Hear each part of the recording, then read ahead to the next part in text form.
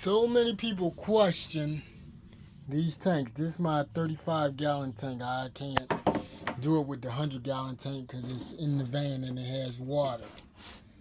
This bulkhead fitting, you can screw.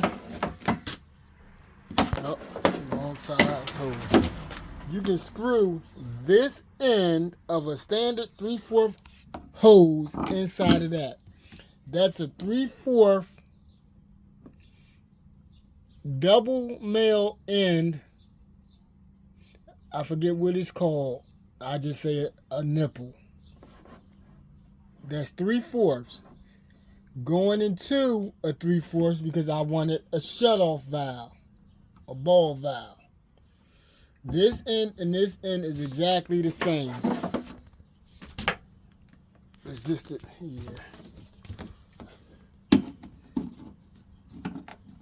So this is going to screw on the top of there. I'm not going to tighten it up because I got this assembled to a pump. But this end right here can go in.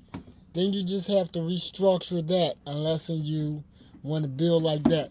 So if you have a 3/4 bulkhead fitting, you can screw the male end inside just as that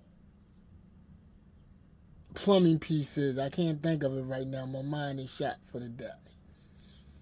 When you plug this end in that, then you have to restructure that in unless you add an assembly like I have with the 2 double male end threaded pieces and the double female ball valve. I hope that helps somebody because I don't know.